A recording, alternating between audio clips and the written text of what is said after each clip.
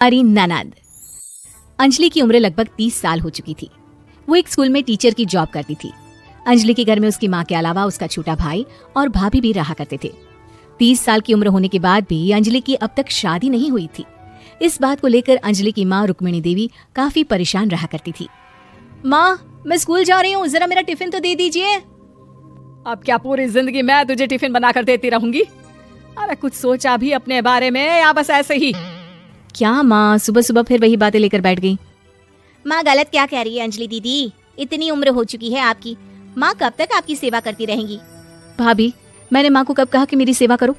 वैसे भी अपना टिफिन मैं खुद तैयार कर लेती हूँ, बस टेबल से उठाकर देने को ही तो कहा था। वैसे अंजलि दीदी, देखा जाए तो टिफिन उठाकर देने की उम्र तो आपकी है। आपका अपना घर परिवार बच्चे होते तो ये जिम्मेदारी आज आप पूरी कर रही होती।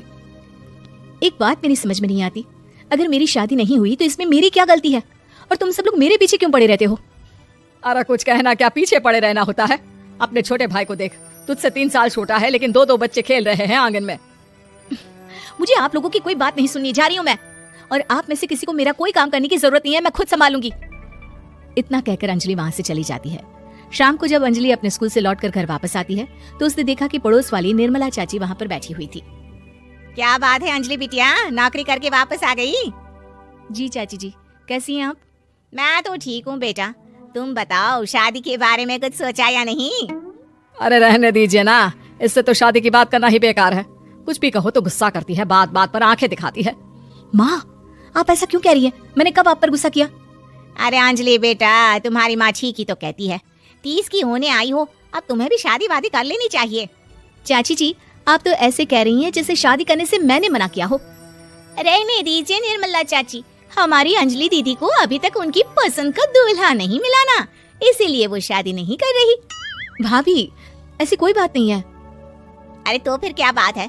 तुम्हारी माँ ने तुम्हारे लिए इतने रिश्ते ढूंढे लेकिन तुम्हें कोई पसंद ही नहीं आता। क्या है ना चाची जी, हमारी ननद रानी नौकरी जो करती है ऐसे ही थोड़ी ना किसी को पसंद कर लेंगी। अरे भाई, नौकरी का घमंड है तो बात अलग है, कोई और बात हो तो बताओ, कोई रास्ता निकाला जाए। नहीं चाची जी, कोई बात नहीं है, बस मुझे अभी तक अपनी पसंद का कोई मिला नहीं है।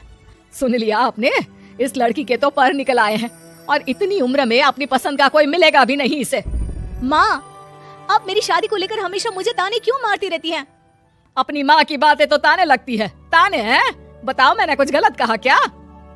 देखो ये सब छोड़ो, मेरी दूर की बुआ का बेटा है, उसकी अभी शादी नहीं हुई है, उम्र होगी कोई 34-35 साल। आप कहें तो बात आगे बढ़ाऊं? अरे हाँ हाँ, क्यों नहीं, ये भी कोई पूछने की बात है। अरे जल्दी से लड़के को यहाँ बुला लो।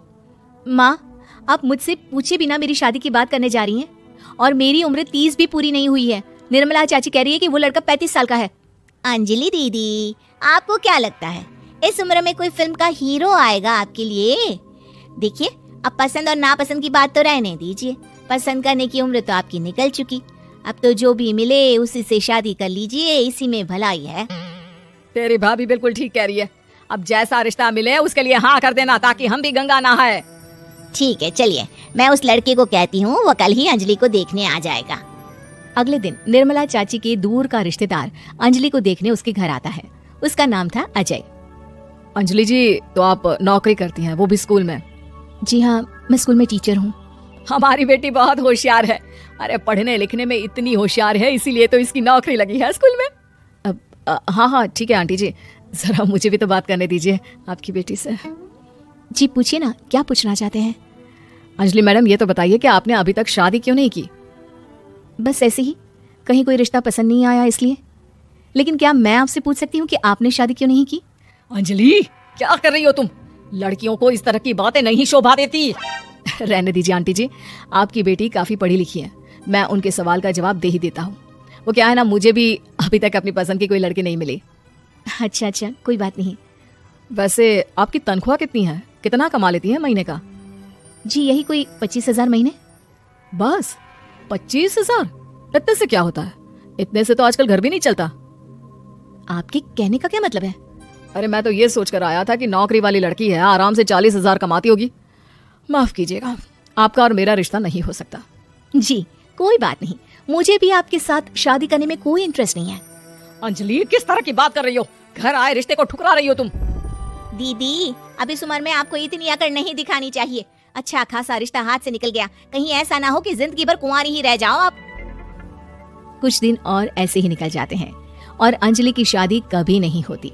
अंजलि के परिवार वाले बिंदास उसे ताने मारते रहते हैं, लेकिन अंजलि एक बड़ी नौकरी की तैयारी करती है और उसमें सिलेक्ट होने के बाद अंजलि को एक बहुत बड़ी नौकरी मिल जाती है। अब तो दीदी के नखरे और भी ज्यादा बढ़ जाएंगे भाई, अब तो इतनी बड़ी नौकरी जो लगी है, अब इनकी शादी होने से रही। माँ, मुझे नौकरी के लिए दूसरे शहर जाना पड़ेगा। आप जानती हैं ये बहुत बड़ी जॉब है और इसमें पैसे भी बहुत ज्यादा मिलेंगे। अच्छा, कितने पैसे मिलेंगे बेटा? माँ, मुझे हर महीने 90,000 सैलरी मिलेगी। क्या? अरे वाह वाह, ये तो बहुत अच्छी बात है। लेकिन फायदा क्या? कितने भी पैसे मिले, शादी तो हुई नहीं ना तुम्हारी। अंजलि नौकरी करने के लिए दूसरे शहर में चली जाती है और जब कुछ महीनों के बाद वो वापस घर आती है तो उसे अपने पति के साथ देखकर उसके घर वाले हैरान रह जाते हैं। अरे अंजलि, तूने शादी कर ली और हमें बताया तक नहीं। और दामाद जी करते क्या है? इतनी बड़ी कार है उनकी।